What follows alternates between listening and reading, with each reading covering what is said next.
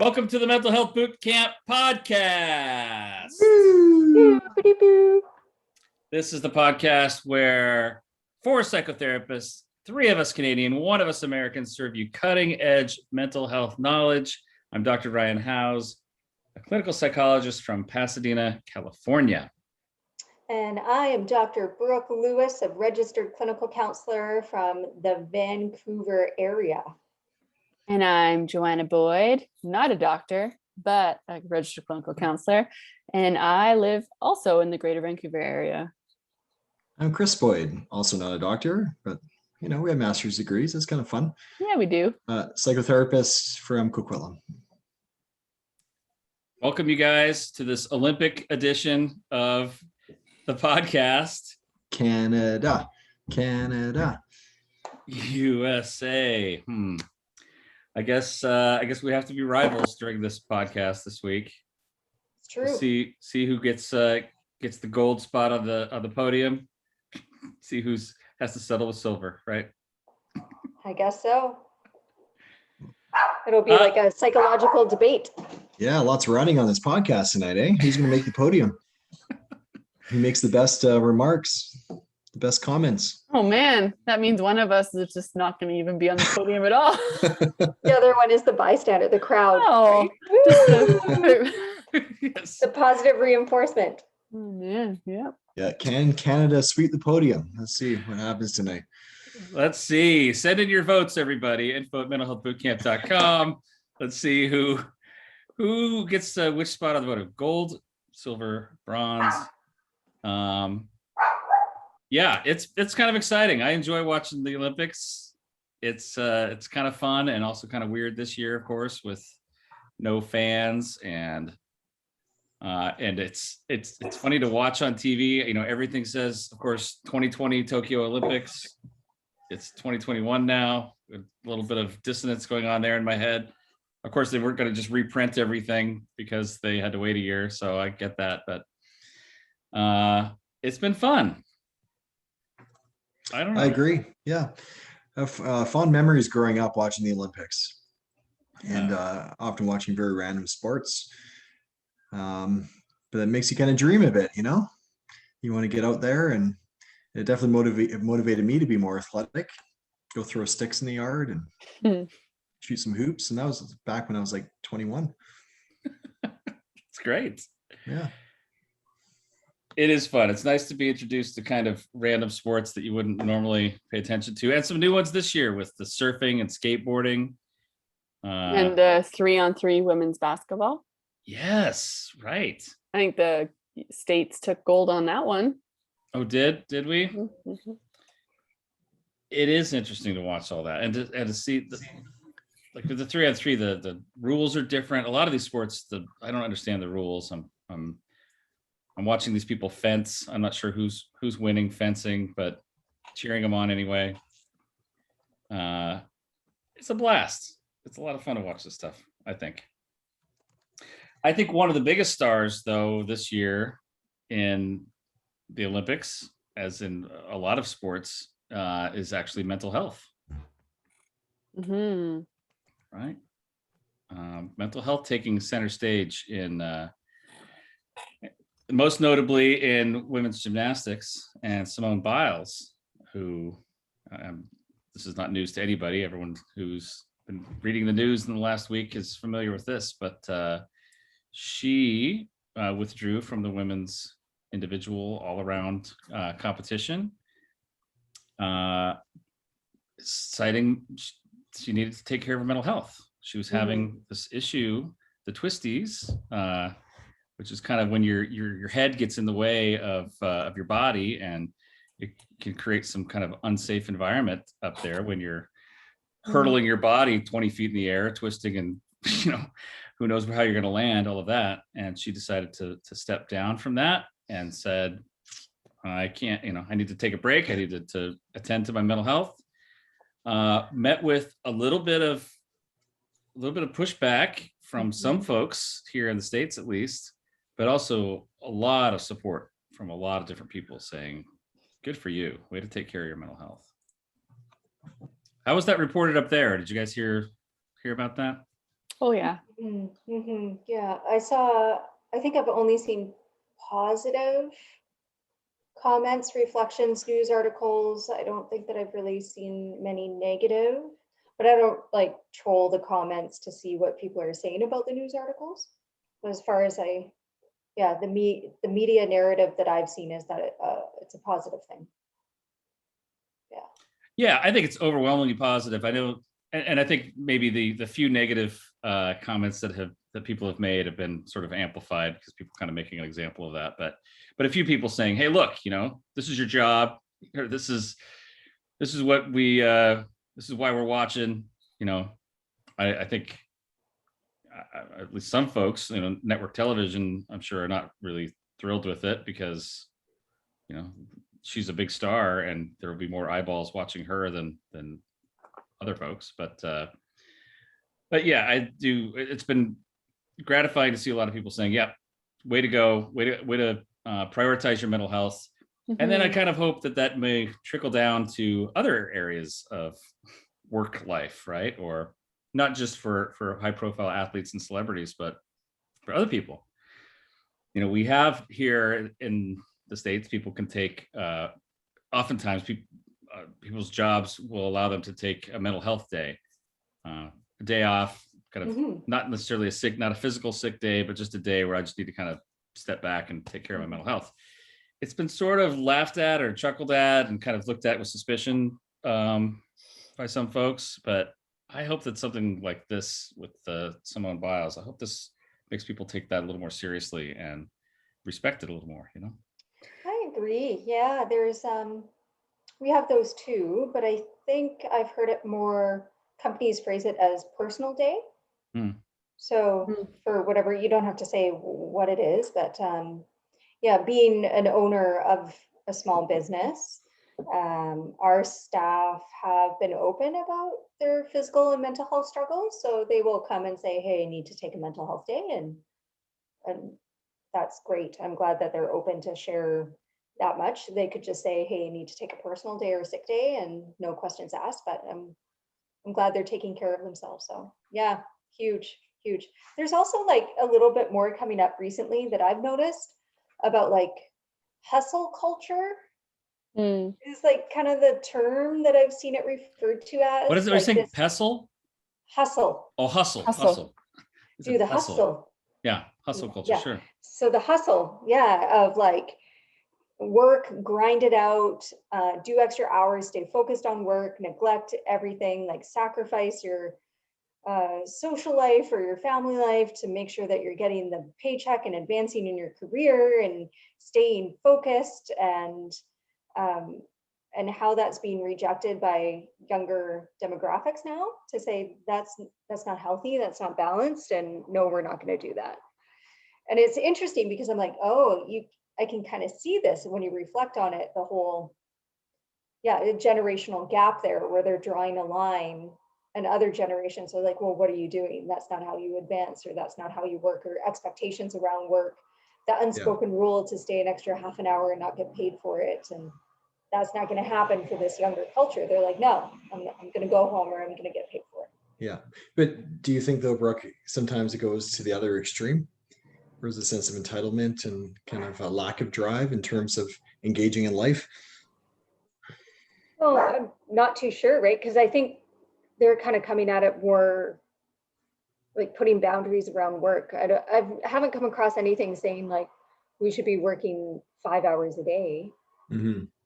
Or anything like that. It's just more drawing that line saying, well, I want to have balance in my life. So yeah. Oh, 5 hours a day. I know that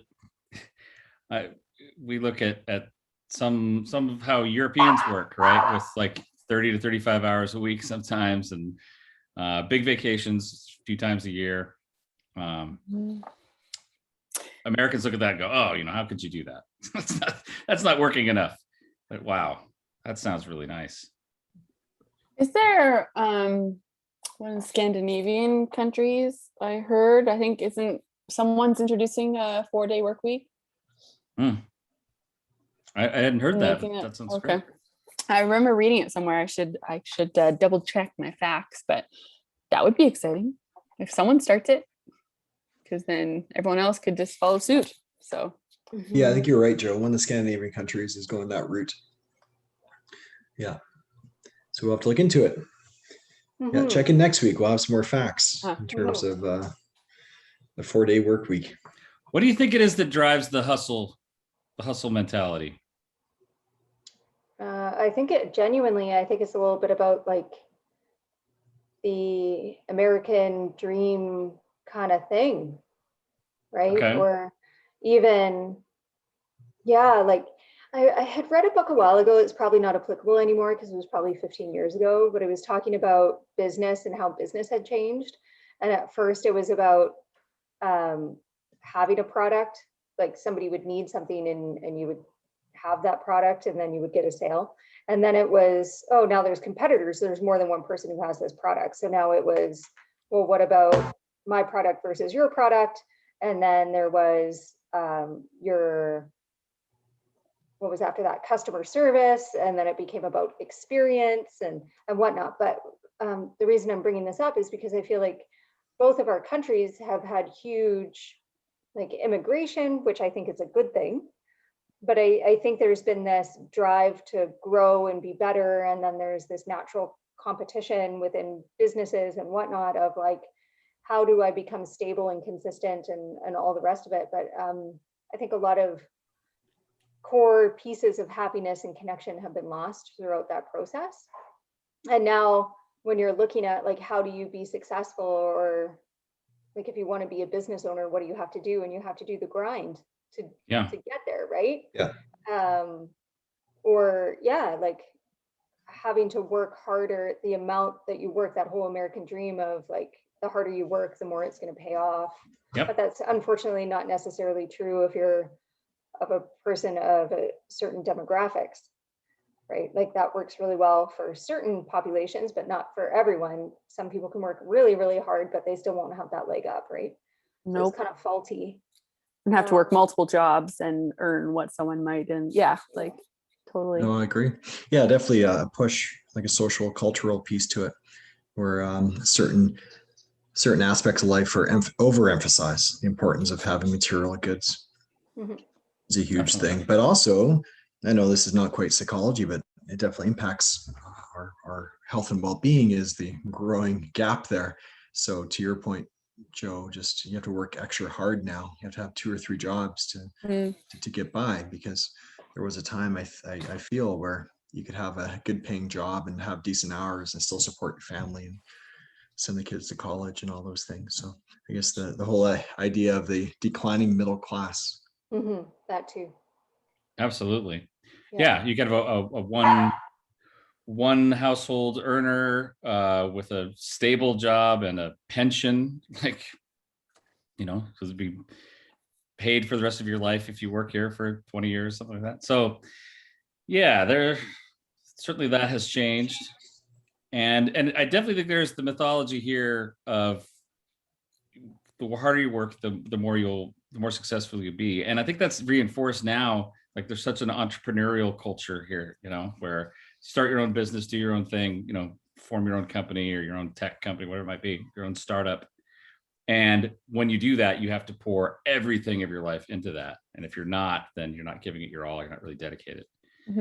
And boy, that doesn't really jive with what we in psychology look at as being health, as far as balance goes, right?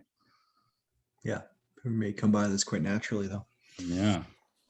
It's taking it quickly back to the Olympics. It's interesting because I think with all the Simone stuff, just because there's a post that was shared by someone on Facebook, and it was they shared it from someone else, but it was a father who ended up showing his kids I guess, I don't know, 96 Olympics. I don't remember that, but Carrie Strug, did you see that, Brooke? Yeah.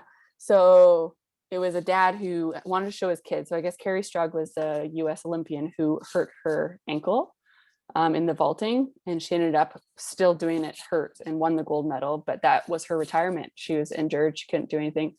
And And he showed it back and he's like, I was looking forward to showing them. And at the end, the kids, you know, as he was watching it, he found himself almost like feeling a bit like, ooh, like sick to his stomach a bit, because something that he once saw as, you know, someone dominating and pushing through and doing it, he now saw as someone going beyond their means and hurting themselves. And his girls were like, well, why did she go again? Why didn't she stop? And, you know, her saying, I can't do it, or I'm really hurt, and the coach still pushing her. Like, it was just interesting how he then viewed it in a different way. Yeah, it's just, I think it's an important thing, because that was a lot of pressure and something. I think, yeah, it gives a little insight. Oh, I remember watching that. I remember exactly. It's one of those moments where you remember exactly where you work, you know? I remember the couch I was sitting on in this smelly apartment I was sharing with the two guys, and we're watching the Olympics. Oh, it was great. Watching on this horrible old TV, barely, you know, rabbit ears hardly coming in. And there's Carrie Strug, and she totally injured, twisted her ankles. And she gets back up there, and her coach, who's known for being hard driving, pushing her too hard, she's like, I got to do it. She did it, and she landed it. She stuck the landing, and it was a huge moment. But you're absolutely right. I would view that through different eyes now, you know, like, wow, she was in tears. She was in absolute pain and agony at the end of that. The photo attached to this post, like, just seeing the photo is what caught my eye to read the caption. I don't know if that was for you too, Joanna, but like the anguish on her face is, yeah, I just can't even imagine. Now as an adult, thinking about all of my clients who might be her age, or like, I just can't even imagine. Yeah. Yeah, it's just interesting reading back, and there he's even saying like her vaulting wasn't even necessary to clinch the gold, and you know, it's just the necessity of it didn't seem to be there. But you know, I guess you could look at it different ways, but it's just interesting. Yeah, sports are kind of filled with those though. Totally. Like yeah. There's the Michael Jordan flu game. There's a game where he was really sick with the flu in a playoff game, and he came out and played anyway, probably contagious, gave half the other team whatever he had, early corona or whatever it was, but played the game, and yeah, we just, at least as a culture, we've loved that. You know, look at the sacrifice this person's willing to make, you know, risking life and limb in order to help the team succeed, you know. Maybe he inspired a lot of people, perhaps. I'm sure he did inspire a lot of people. I mean, it's known as the flu game. But did it also encourage the shoulds for a lot of people? Like, oh, I'm feeling depressed, I should be able to get up because look what he can do when he has the flu. I should be able to do whatever, but like, yeah, it's just, I don't know. I think the values, what we're valuing, is getting pretty mixed up. Yep. Interesting. It is. Is there time for an ambush today, or should we just keep on talking about this? By the way, I want to throw this in. The fact checkers just told me that Sweden, Iceland, and soon to be Spain will be having a 4-day work week. Hence, that's a few different places. That's great. Yeah, a few different places. So it's spreading. So look around for a 4-day work week coming to you soon. Who knows? So technically, Joanna said a Scandinavian country. It's actually multiple Scandinavian countries plus Spain. So yeah, those keeping track at home, I don't know. I'm already got my participation ribbon ready. I knew it would be. I figured. I'm kidding. Yeah. You were correct. Okay. Yes. Mark your scorecards, everybody, and let's get ready for the ambush, where one of us knows the topic, 3 of us don't. And tonight, the owner of the topic is vying for the gold medal, is Chris Boyd. Let's see what you got served up for us. It's coming your way. Here we go. Okay.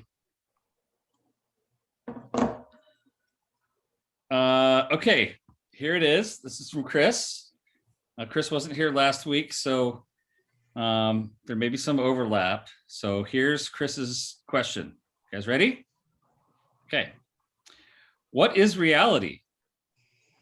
Is what we perceive reality or just a construct in our minds? Just kidding. That was Well, Chris's joke. Turkey. Whoa, deja vu would have been a good topic. That was Is it deja vu? darn. That should have been deja vu. All right.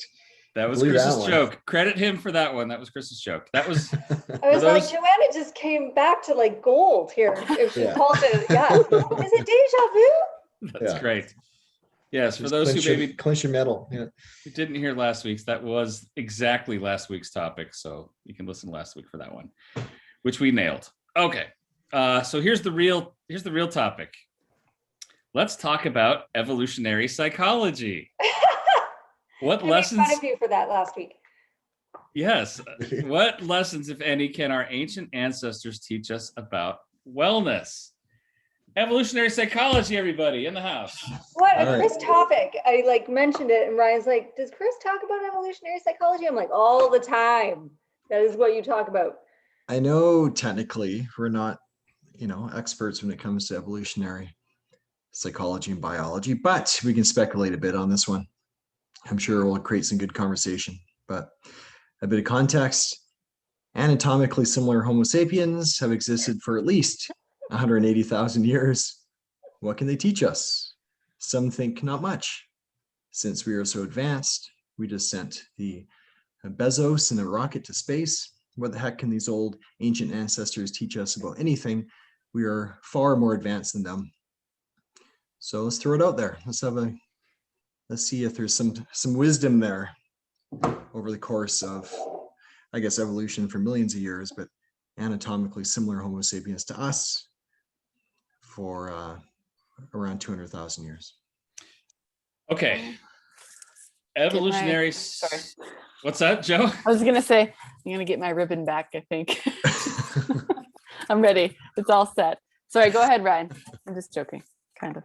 No, it's an interesting field, actually, and we probably need to define it even a little more because it's complex. Honestly, I went all the way through graduate school and never learned about evolutionary psychology. Was in practice for several years and never learned about evolutionary psychology.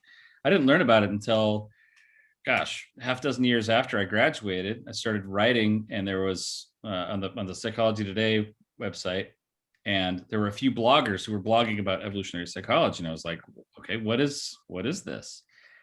And it's really an interesting field. It's interesting. It's a little controversial. We got to throw that in there.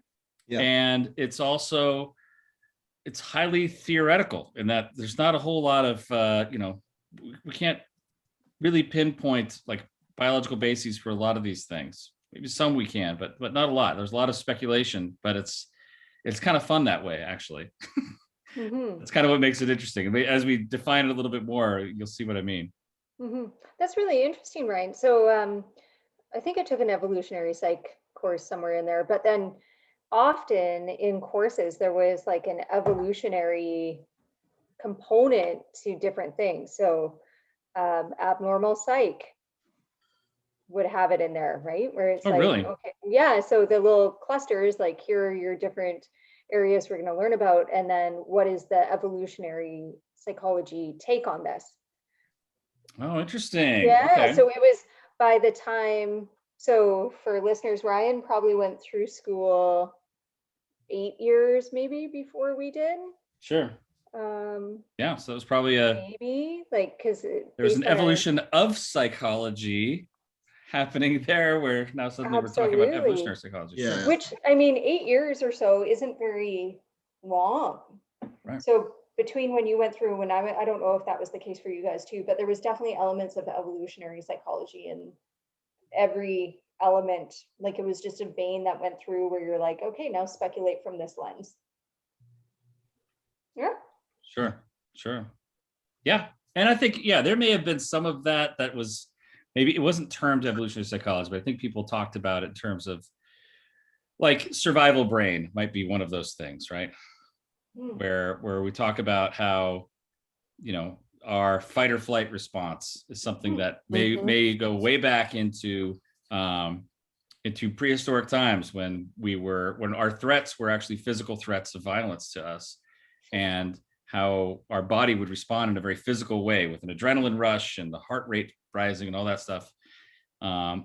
Whereas today, in this point in history, not all of our threats are physical violence. A lot of our threats are emotional or, sociological, something like that. Oh, They're not even threats often. Like Not even really a threat to our livelihood Yeah. we're not going to die from the threat.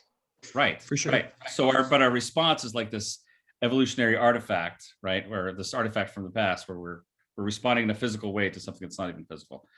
So Right. we might have talked about that, but I Yeah. know there's a lot more to evolutionary psychology. So let's But hear again, more. Again, it's theoretical, of course, but there's a great book out there called Sapiens. I know Ryan's read it before, and it speculates on some of those things, but about 40,000 years ago, there's something called a cognitive revolution. So Homo sapiens developed what we would maybe commonly refer to as our mind. So we had the ability to anticipate harm and danger, to reason, to join ideas together within our minds. So apparently all the other animals out there, I'm not sure how the heck they could figure this out, are all within the moment, right? So if there's a threat within the moment, they rely on fight and flight and freeze. But for us, we have the ability to anticipate those things that can happen.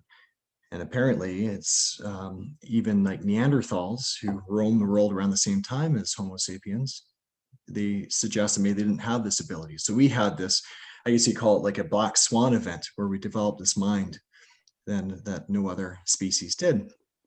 Another interesting thing I've learned is that if fight or flight or freeze works for you, if you're able to remain safe and secure within reason, then you kind of stop, you kind of plateau a bit in terms of evolving,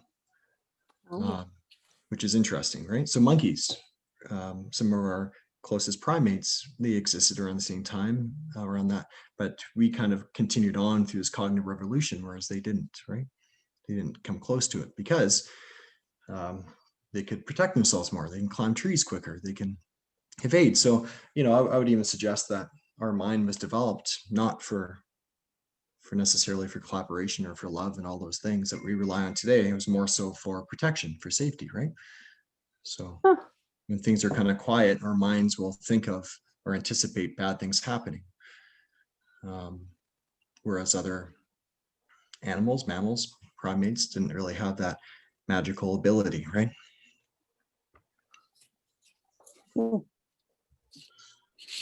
Neat. But I'm curious though, if you look at some major, like I feel that if we have this magical, this great mind that was developed over the course of evolution, this kind of black swan event, and a byproduct of that is we can conceptualize things in sophisticated ways and collaborate, and we can do things creatively.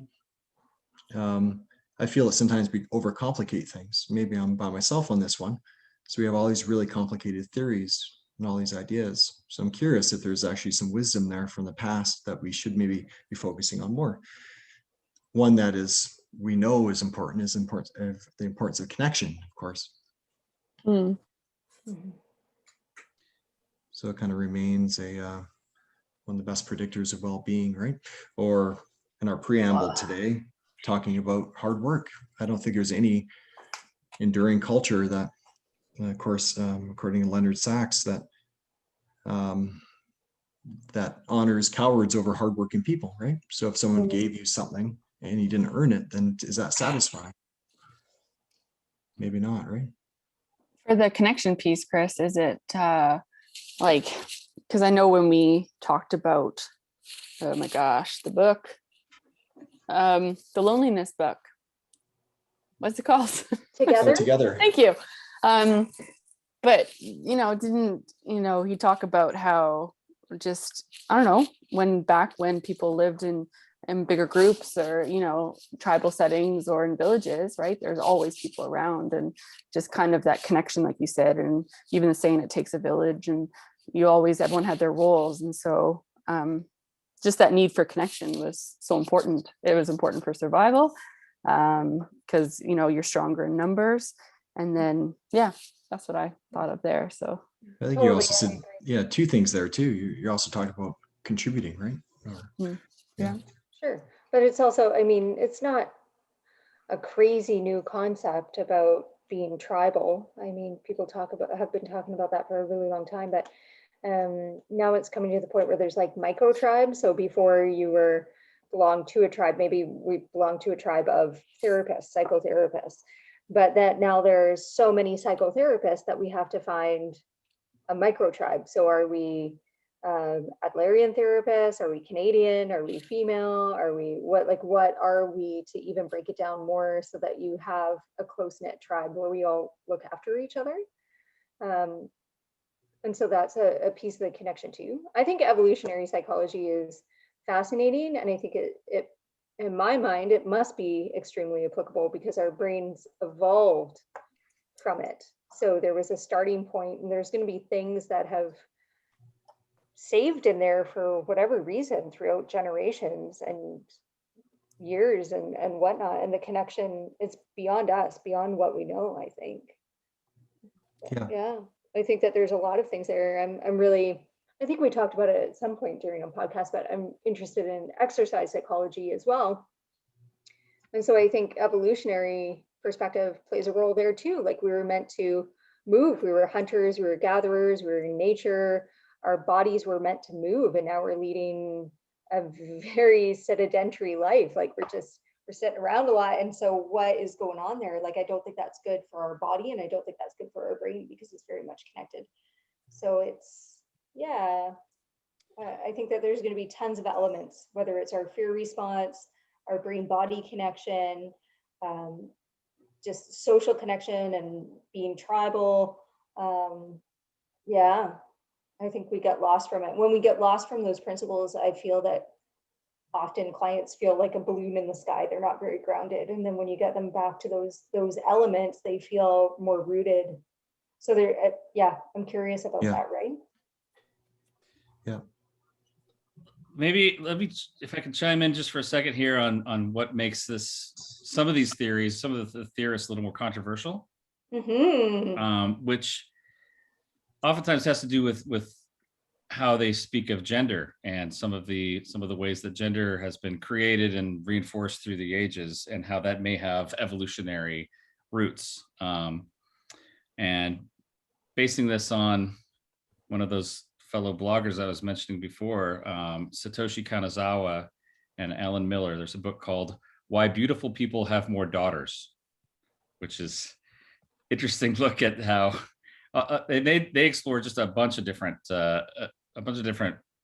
components of evolutionary psychology, and particularly having to do with gender. So they ask questions like, why are most neurosurgeons male and most kindergarten teachers female? Why aren't there more women on death row? Why do so many male politicians ruin their careers with sex scandals? Why and how do we fall in love? So all of these things that they're taking certainly not a non-politically correct view of this, and kind of running these questions through this evolutionary psychology lens.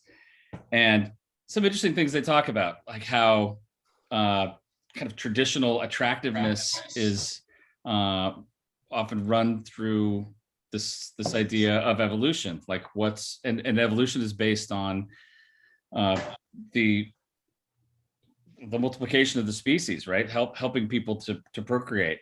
And so attractiveness and fertility tend to correlate, and fertility tends to correspond with certain features in people, like youth and some of the traditionally attractive features we see for males and females tend to have a youthful look, and that's corresponds to higher fertility rates in younger people. Why women, women's body types or how what their shapes and how young or old they look relates to that, and also how men in the more kind of protective, can you provide for me? Can you protect me? Do you have the muscles and things to kind of protect our cave or whatever in safety and security terms. A sense of security, and can you provide, and can you have a sense of security? And they're talking about this being really rooted in thousands of years of evolution, which is again, and they go into it in intimate detail, even talking about why the reason why some people, or why we tend to find blue eyes more attractive than brown eyes or green eyes or dark eyes. And that they say, well, maybe that's because in blue eyes, you're able to distinguish the pupil easier. And when someone's attracted to somebody, the pupil dilates, and you can tell just by looking at someone whether or not they're more interested in you. And that being an evolutionary feature that helps someone find another person more attractive, more responsive and receptive, you know? So there's so many different theories that come out of this. And again, they're all theories, apolitical theories. They're not meant to push an agenda. They're just ideas of why we are who we are, and why we do what we do. But I'd take a look at that book if you have any interest in this topic. It's really illuminating. Sure. Why beautiful people tend to have, well, why beautiful people have more daughters. Yeah, interesting. And then Leonard, I think it's Leonard Sacks has got a book called Boys Adrift. He talked about that, how for boys, there's often this sense that you want to have a thrill, you want to go out, and some have this will to power to compete, right? And how that could have some evolutionary roots to it. And how a lot of them actually find that through video games, because they find powerless to do so in their regular lives. So you game, and you can go out there and shoot things and compete and be part of something, and gives them a sense of achievement and accomplishment, right? That you don't really get today, or maybe it's not as easy to get that in everyday life. But Sure. But hard work, though, we talked about that in the preamble. If I go back to that a bit, like if something was given to you, it doesn't have that same sense of satisfaction, right? Sure. So through effort and hard work, it seems like that is rewarding, right? Versus, just not engaging in something that gives you meaning and purpose. So the whole idea of contribution, doing something that impacts that tribe or impacting people around you, for instance, could potentially have those evolutionary roots too. I think, wasn't there a scene in one of the early Jurassic Parks where there's they've got like a lamb or a sheep or something kind of tied up to a post, and that's supposed to feed the T-Rex. Yeah. And the scientist guys like saying, that's not the way it, the T-Rex is a hunter. It doesn't want to just have something served up to him. It wants to go and, hunt something and kill it, Yeah. And so evolution, maybe as we evolve from lower forms to the higher ones we are now, maybe that's a remnant. We want to be able to chase something and conquer something and have that sense of accomplishment, right? Something, instead of just having something handed to us, which a lot of people might prefer, but other people get a lot more out of achieving something and accomplishing it. We want to hunt and kill that lamb. We don't want to just have it handed to us. Would you suspect too that there's probably a closer connection between the generations, and mentorship and whatnot? Seems like something that we've gotten away from in our culture, Western culture. You mean evolutionary wise, that we would be more connected generationally? Is that what Maybe there's more of maybe that's something we should be focusing on more, based on interconnectedness of that tribe, right? Whereas now we're more individualistic, or we don't have a stronger connection to the older generation like maybe before. Well, define older generation from not long ago, right? Like exactly, Ryan would be an extreme senior. Like the average life expectancy, I think, was much, much, much lower than what it is now. So true. Yeah. That's true. I wonder if that would be relative or not, but there was, like, through folklore, like a greater connection to the elders of that tribe, right? There were ones of wisdom that would pass down information or skills or stories, and which we don't necessarily do now as much. It's almost like the life stages have been elongated, though. Like if you were a senior citizen, you were old if you were 35 to 40 and you died by 40 or 42, or that might even be longer than what actually was the case. Versus now your senior stage of life is like technically like 65 until death, but it might actually be more like 70 or 75 until like 100.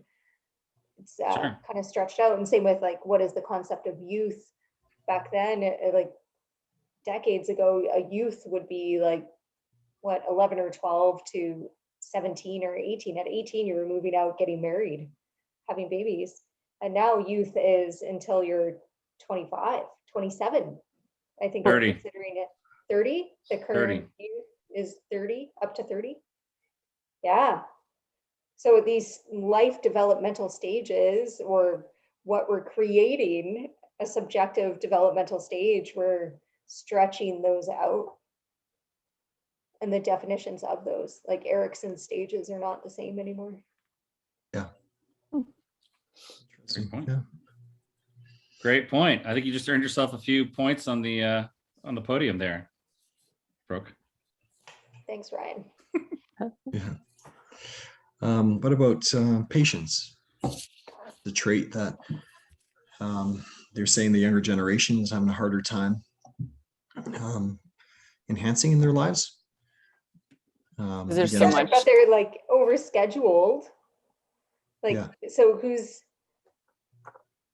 Not just overscheduled, but there's no reason. I went with my son to a doctor's appointment not too long ago, right? And he's like, and we were going, and we knew we were gonna have to sit in the waiting room for a while. And he's like, Dad, do you have your phone? And I said, no, I didn't. I left my phone in the car. He's like, you mean we're gonna have to sit in the waiting room for like 15 minutes and just do nothing? You're like, yeah, there's a magazine here. Yeah. Yeah, dude, we can sit. You know, there's very little space for that sort of, you know, when we talk about patience, you know, just sitting and waiting, you know. Yes. I haven't been to Disneyland or a music park for in a long time, but I would imagine those lines look a lot different than they did a few years ago. It's probably just everyone looking at their phone. Yes. Modern day waiting and patience. But I think patience was so important in an evolutionary perspective, because you're going to be hunting. And what do you do when you hunt? Apparently you sit and watch. Like, you have to be mindful, you have to be observant, you have to be Quiet, still. Quiet. Yeah. You got to sit there and be. And we don't, I think people try to do that. I think that's why mindfulness took off. Is people want to learn how to just be, how to be still. Yeah, we're definitely getting away from that. We're talking about a huge amount of time here where we relied on that practice, right? So are you proposing that because of modern day life or circumstance, that is toying or messing with our natural inclination to be patient? I'm saying there's a reason why certain things are rewarded and certain things lead to a sense of satisfaction. But patience isn't rewarded. Well, right now it's not, but I'm thinking if you do practice patience, you become good at patience, and that definitely is rewarded, right? Like delaying gratification or being able to sit. It's very uncomfortable for people based on the overstimulation, but I'm just being a parent, you have to be patient. Yeah. So I don't, you know. Yeah, I'm just saying maybe that's something we need to focus on a bit more. Yeah. If you look at through that lens that you just mentioned, right? Or even not just hunting, farming. Now I'm thinking of other patients thing. I was just thinking I don't know how I ended up reading this, but how to grow an avocado tree from a seed. And I gave up on it because Joanna's already kind of chuckling at that. Have you ever looked this up already, Joanna? No. How to grow it. Anyway, it takes like 15 years before it gives you any avocados. Wow. So I was like, I'm not going to do that. I'm not going to grow the avocado tree. 15 years sounds like way too long. But yeah, if you were farming, that's where my mind went. And I was like, that would be another great example of patience, right? You would have to tend to crops before you could actually, or not harvest crops, but you would have to tend to crops before you could harvest the crops, right? Mm-hmm. Yeah, for sure. I love the idea that you know, some some guy, you know, some hunter in a duck blind in Wyoming, maybe a better mindfulness master than a lot of us city dwellers, you know. It might be onto something, right? Yeah, it might be onto something. Or, you know, like people talk about like fishing, like the kind of the zen of fly fishing, and that, you know, very, very much a patience and you know, stillness and calmness and all of that. It's very much a part of that. And the connection to nature too. Yeah. Absolutely. Which we know, yeah. Go ahead, Chris. Yeah, I'm just nature. Of course, we know again that that is extremely important. More and more research coming out emphasizing that, but that's probably something we should have known for a long time, right? Yeah. Sure. So I was going to say this all kind of wraps back to our preamble of hustle culture and how it's the guy that might be out fly fishing or duck hunting who's not wrapped up in, can I work harder, longer, sacrifice? He's being in the moment. He's being present, and whether or not he's more or less psychologically healthy or happier, his quality of life, I don't know. Yeah. Because then people make a hustle culture over being connected to being mindful or whatever, right? That becomes their business. I do think it's got to be a balance. I guess there's so much you can break that down in so many different ways, right? Like, again, contributing and developing a sense of safety and security is important. But mindfulness, though, like we're talking earlier about how danger moved from the physical world to the psychological world, right? That divergence of danger. Mm-hmm. So again, it really does highlight the importance of mindfulness. Instead of focusing on the what ifs and all these potential dangers you have zero control over, it's become a lot more complicated, it seems. The importance of getting back in that moment, right? And I want to hit that point once again, because this is something I end up talking with clients about quite a bit. Like, you know, imagine that you're going to go and ask your boss for a raise, right? And what happens for many people, what happens in your body at that time? You know, you're waiting beforehand, your thoughts are kind of racing. Maybe you break a little sweat, your heartbeat is up, your blood pressure's up. All of these very physical things are happening. And what does that have to do with you saying, hey there, you know, I've worked here for a while. I was wondering if maybe it's time for me to get a raise. You know, there's no actual physical threat going on, but the body is reacting so physically in that moment. And what's it doing? It's amping things up for this fight or flight moment where you can either, you know, fight back or run away really quickly, or whatever that might be.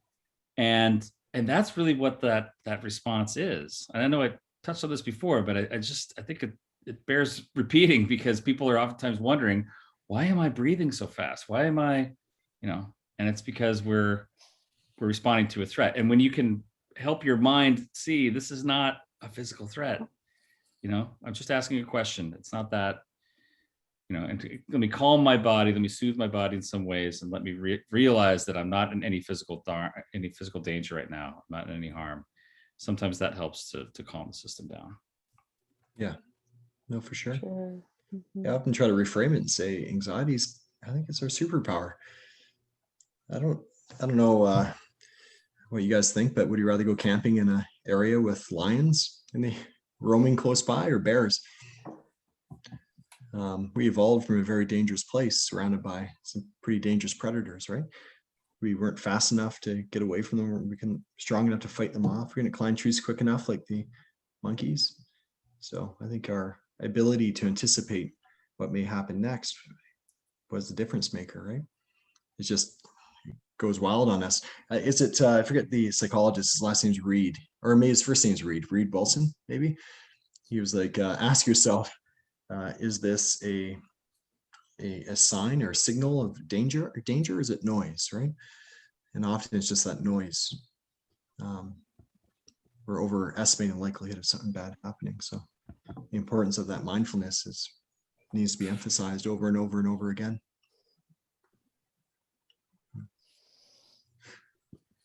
I'll make another pitch as well. What about song and dance? What about it? What about? Well, I think it's been suggested that it has potential evolutionary roots, have a lot to do with social bonding and connecting. You're not going to go out and hunt all day or collect things and all day. I think there was a lot of connecting going on, but some people feel that this stems back many years, right? Even just the sensation, we learned this at the symposium, the sensation of humming or singing triggers that vagal nerve, will calm us down, right? And then the dancing, why is it so? It continues to be extremely prevalent in all these different cultures, right? Should we be recommending that people get out there and dance more and sing more? I do recommend it almost to everyone. Yeah. Yeah, pajama dancing is my cell. I'm like, do it by yourself, sing into the hairbrush, doesn't matter. Get the body moving, have a chuckle, release that energy. Yeah. Yeah, I think it was important. I think it was there. I think that's part of everyone's heritage, where there was singing, dancing, instrumental. There's something going on there. But I remember in an evolutionary psychology blurb somewhere, who was it? I can't remember. Anyway, but they were talking about dancing. It's like the bees. So the bees, when they're flying, or that's like their little mating dance when they're buzzing around, and they're like, look at my moves. Do you want to get with me? And they're like, and that's what humans are doing when they're dancing. They're like, check me out. Look at my moves. Are you ready for this? And so it's like, we're like little bees just out there on the dance floor looking for a little bumblebee mate. Yeah, that kind of social bonding. I had a client actually a couple of days ago. He has Cuban roots. He's been to Cuba many times. And he was saying the cool kids down in Cuba listen to music and they dance in the streets. Oh. Cool kids up here in Vancouver or Surrey listen to hardcore music and do social deviant things like drugs and whatnot. So interesting tidbit there. Yeah, kind of building on what you were saying there, Brooke. A lot of good mind-body connection, right? Being in touch with your body, or understanding your breath or your strength, and learning about muscle. I don't know. Yeah. Just helps you be in tune. And it's fun, for sure. We have to all dance. I don't know what happened. When I was in high school and we'd have our high school dances and stuff like that, I had such a great time, just, and it was like all of me and all my buddies and all our friends and stuff, we'd all be out on the dance floor. It was a very active social dancing thing. And oftentimes none of us were great dancers. We were just trying to make each other laugh and do silly moves and all of that. But now in my middle age here, I have a hard time getting out there to dance. I gotta say, I'll dance sometimes with my kids in the living room. We'll do little 5-minute dance parties or something like that. But social dancing is hard, even at a wedding. That's true. You're talking to some social dancers. At the symposium, though, Ryan. So the symposium, the conference we go to, we met many years ago. That's right. True. Ryan's a little apprehensive about getting out there for the, what do they call it? The dance party. Friday night dance party. That's right. Yeah, you guys have seen this in action. I'm like, I think I'll stay on the wallflower side. But you know what? There's like a vibe there. So like normally I'm all about, let's get out there and move your body. But the dance party at the symposium, I don't know. There's something just off. But Joanna really jumped in there a few years, and it was contagious. Or she was being very militant about it. She called me out, pointed a finger, called my name. I jumped right in. Very true. Jumped in. Joanna was a catalyst for that one. Yeah. Instead of observing, Joanna made us participants immediately. Yeah. No, even in my 20s and 30s, I mean, there are people who be like, "Hey, let's go dancing tonight." Hey, we're all gonna go dancing. What about a wedding? That. Do you dance? Because weddings are fun, and usually dancing is a big component of it. I think dancing might be. I think I've danced at some weddings. I have danced at some weddings. Certainly my own, and certainly some others of good friends and things like that. I think it has to do with the crowd a little bit and the vibe. Maybe that's it. You had a special song at one of the symposiums. Me? This is totally just like random talk now for the listeners. We went in and then you requested a song. I did? And you were like, if they play the song, then I'll dance the song. And that's the only time I've seen you dance at the symposium. And I don't remember what song it was. That rings a bell. Yeah, you took off your leather coat and you went on the dance floor and you had a great time. I might have done that. Yeah, and we came in from the side. We didn't come in from down the big cascading stairs. We were sitting like on the sideline. I forgot. And I Joanna, you requested probably it even. remember this? Yeah, I think you requested it, and you're like, "This is it," and then you went out there. It I might don't have think been. that's It what might you have been said. Push It. But Might have been Salt and Pepper. Push It. oh, that's a great It's a song. classic. Yeah. Oh, That's a great. classic.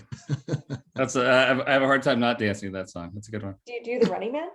We'll keep that in mind. Oh boy. Yeah.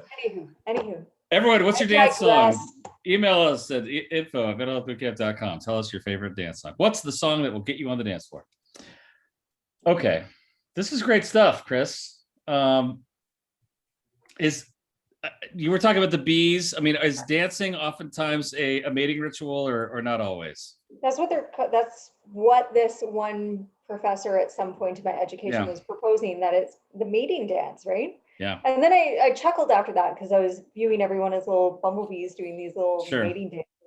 Well, Because you're also releasing like sweat and pheromones and totally. body emotions, and you're kind of exposing yourself there. Yeah. Well, my neighborhood is filled with peacocks, so it's probably the most pronounced mating ritual you could ever see, with the plumage and the way they do a dance. They have a little shaky thing that they do. So yeah. I had one other question Sure. I've been pondering. Anxiety makes sense. You anticipate harm and danger. Defense mechanism is you avoid. A lot of people get sucked into it. It works against them. So why the heck do we feel depressed? How is depression still a prevalent thing? How is that throughout the course of evolution? How is that something that was continued to be passed on? That's a great point. What's the evolutionary function of depression, if there is one? And also, well, we can understand why depression, disconnection from others. But so anxiety, again, helps us avoid, which kind of makes sense within the context. But depression often leads to us shutting down and not engaging, doing the opposite of the things we should be doing to make ourselves feel better. I guess that's kind of what I was getting at. Mm-hmm. So we understand maybe why depression could be a thing. Disconnection, as we've talked a lot about that. Sure.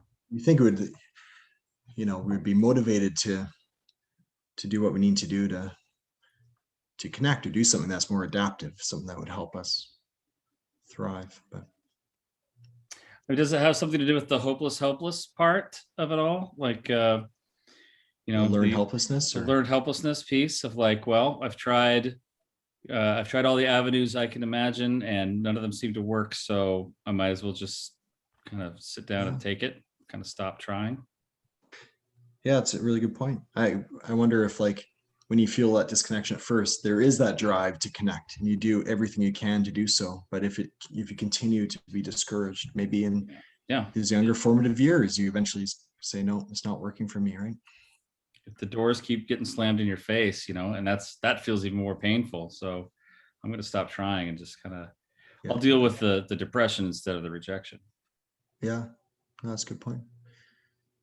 I also think, or read this too, that those who are depressed or even anxious too, they tend to be very analytical people.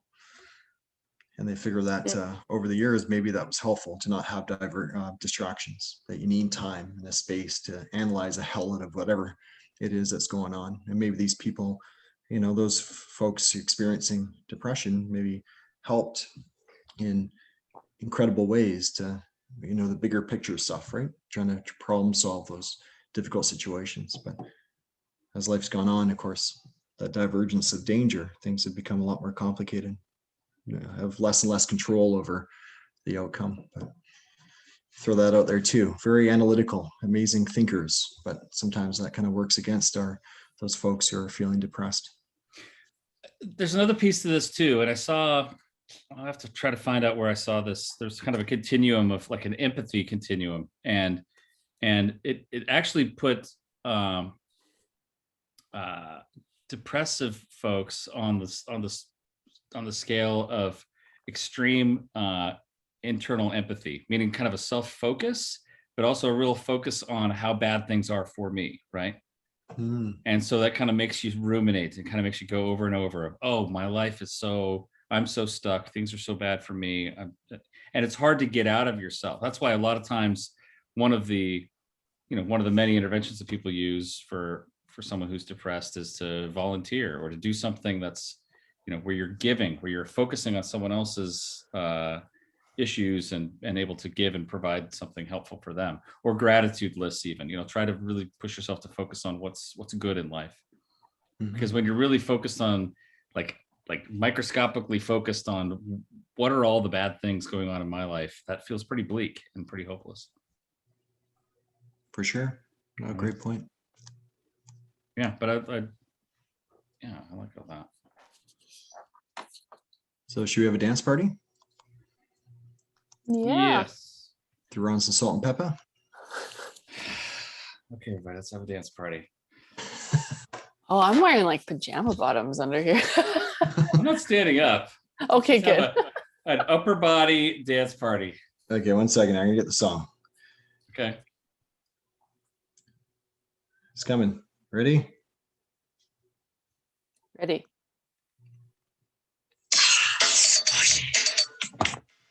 Oh, you have to lift it up again, Chris. Listen up. Nope. Oh, that sounds great. Oh, it's up his ear.